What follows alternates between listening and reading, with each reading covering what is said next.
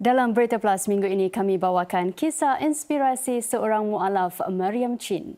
Berbekalkan kepakaran reka bentuk perindustrian, Meryem menghasilkan produk gaya hidup Muslim yang mendapat sambutan daripada para pelanggan sejauh Amerika.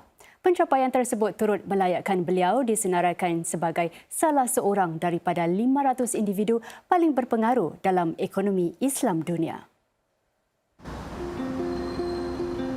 Rasa ingin tahu Meryem terhadap Islam bermula daripada satu soalan bersahaja, iaitu bagaimanakah kehidupan sebagai seorang Muslim. Beliau kemudian diajak rakannya untuk ke Masjid Al-Falah. I followed my friend into a mosque and I actually saw how a Muslim prayed. So when I saw that, I was like, this actually is something that I really identified with and I really wanted to have that as part of my everyday experiences. So that was how I got drawn to Islam and started learning more about it as well. Meryem memeluk Islam pada 2013 ketika berusia 24 tahun. My family is very supportive even though they are not Muslim still, but they respect our choices. Sekitar 2 tahun kemudian, graduan reka bentuk perindustrian dari NUS ini mengambil cuti sabatikal untuk menjalani latihan amali di Jepun. Di sana beliau menyedari rakan-rakan mualaf yang bersamanya berdepan pelbagai cabaran, termasuk mempelajari cara menunaikan solat. I actually was living in a very secluded countryside in Kyushu.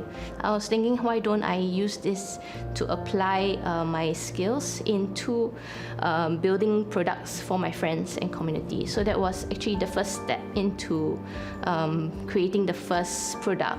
It was like just flashcards that could help my friends to pray, but it's easy enough so that you just have to put it on the ground and you can just do the normal positions that you are praying with and you can just look at the ground.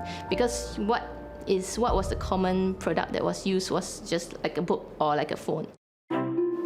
Pada 2017, Meryem memutuskan untuk membangunkan Takva, sebuah perusahaan yang menawarkan pelbagai produk yang memenuhi keperluan gaya hidup Muslim.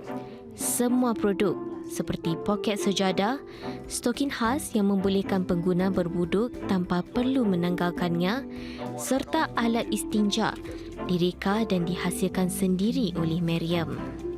Our very first product, we actually managed to get about $50,000 of initial orders within a month. There were so many people around the world, like in Sweden, like America, London, even South Africa and Maldives. They were all like so receptive of our product. Selain itu, Meryem turut mencipta blok mainan yang menerapkan unsur pendidikan agama. Toys actually came in 2021 at the peak of COVID. On the TV, you would see like everywhere is, like a ghost town. And even in Mecca, there's no Hajj. Nobody's performing Hajj. The Kaaba is like totally empty. So we're thinking like, why don't we actually bring this year's Hajj to people? Not just children, but also the whole family can get involved into learning about how Hajj is performed. Okey, Meryem, boleh tak anda jelaskan apakah keistimewaan dua mainan di hadapan kita ini? So when they are building, they actually learn about each station of Hajj, as in this model here.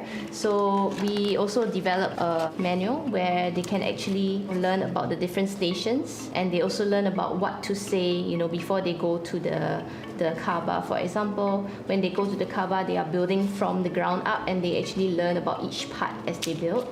And of course, there are activities at the part where they actually do the tawaf.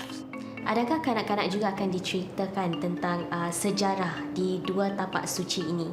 Yes, so for Masjid An-Nabawi at the very beginning, we always give a description of the place and how this mosque actually came about. So for example, over here, when our Prophet ﷺ migrated to Medina, his camel actually knelt down at the spot, where this masjid has been built. So every single piece here, as they build, they learn about that structure, like the inner Roda Rasul.